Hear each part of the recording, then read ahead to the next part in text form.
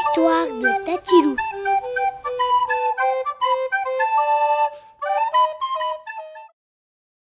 Le petit vampire qui avait peur du noir. Petit vampire était très jeune.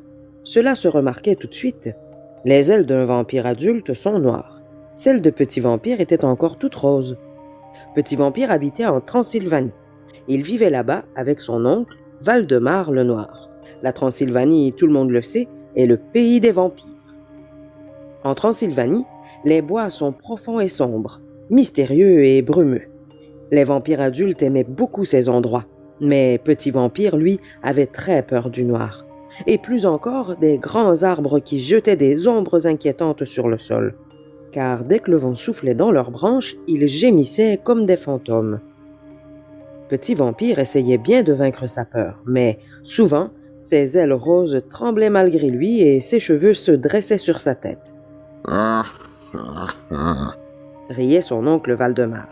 Regardez notre bébé. Si ça continue, il n'aura jamais d'ailes noires.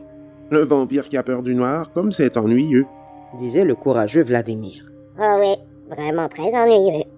ajoutaient les autres vampires. Et ils s'envolaient les uns après les autres, en laissant Petit Vampire loin derrière eux. Une fois seul, Petit Vampire avait l'impression que les fantômes se rapprochaient de plus en plus. La lune brillait et semblait le narguer. Le vent hurlait dans les arbres et un hibou se mit à ululer. Le cœur de Petit Vampire cognait fort dans sa poitrine. Il avait si peur que ses genoux s'entrechoquaient.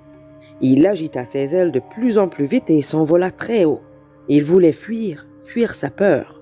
Il vola ainsi très longtemps, mais l'angoisse lui serrait toujours la gorge. Petit Vampire vola jusqu'à ce qu'il aperçut des lumières au-dessous de lui. C'étaient les lumières de Trouville. Petit Vampire survola toute la ville. Petit Vampire parcourut la grande rue. Petit Vampire vola jusqu'à une maison au toit rouge. Petit Vampire atterrit devant la lucarne de la maison au toit rouge. La lucarne s'ouvrait sur le grenier, juste au-dessus de la chambre de Lisa. Et justement, Lisa était la plus courageuse des petites filles de Trouville. Lisa faisait semblant de lire, mais derrière son livre, elle observait Petit Vampire qui respirait bruyamment. Bonsoir. Finit par dire Petit Vampire, Salut, répondit Lisa, tu as couru? Tu es tout essoufflé?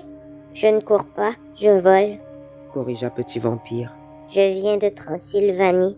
Et timidement, il étala ses ailes. Je m'appelle Petit Vampire et le terrible Valdemar le Noir est mon oncle. Tu as de très jolies ailes. Remarqua Lisa, J'imaginais les vampires plus laids. De jolies ailes, dit Petit Vampire. tu les trouves jolies? Elles sont affreuses et elles me gênent beaucoup, car elles sont roses, et le rose est la couleur la plus laide du monde. Je veux avoir des ailes noires, comme tous les autres vampires. Petit Vampire se mit à pleurer.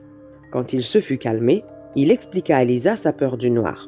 Valdemar dit que mes ailes ne deviendront jamais noires si je continue d'être aussi peureux. Gémit-il. Que puis-je faire? Je voudrais bien chasser ma peur, mais je n'y arrive pas. Sanglota-t-il. Je vois des fantômes dans tous les coins et ils deviennent de plus en plus terrifiants. Fuir et échapper ne sert à rien, Dit Lisa. mais si tu réussis à regarder la peur en face, elle disparaîtra. Je ne peux pas. Sanglota Petit Vampire. Mais si, prends ton courage à deux mains. Dit Lisa. Rappelle-toi seulement ça, petit vampire. Et elle alla chercher sa lampe de poche qu'elle donna à Petit Vampire, Maintenant, va dans le noir et regarde les fantômes en face. dit-elle. Les dents de Petit Vampire claquaient, mais il se rendit quand même dans le coin le plus sombre de la chambre, Prends ton courage à deux mains. Prends ton courage à deux mains. murmura-t-il. C'est bien, petit vampire. Dit Lisa. C'est exactement ce qu'il faut faire pour se débarrasser des fantômes. Avec sa lampe de poche, Petit Vampire éclaira les coins sombres où se cachaient les fantômes. Et tout se passa comme l'avait dit Lisa. Plus il avançait, mieux il les voyait, et plus l'ombre devenait petite. Sa peur aussi diminuait, Prends ton courage à deux mains. clamait Petit Vampire.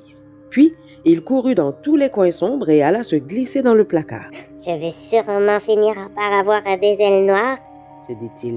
et plus personne ne se moquera de moi. Petit Vampire était tout joyeux et il entreprit avec Lisa une véritable danse de vampires. « Petit vampire, Dit Lisa en s'asseyant au bord du lit. je crois bien que tes ailes ont déjà foncé. » Petit vampire se leva et se regarda dans le miroir. Il déploya ses ailes. Elles avaient vraiment foncé. Il ne restait plus au milieu qu'une minuscule tache rose, Ils vont être bien étonnés. dit-il. Valdemar le Noir, le courageux Vladimir et tous les autres, ils seront bien étonnés, Lisa. Le soir même, Petit Vampire s'envola pour la Transylvanie.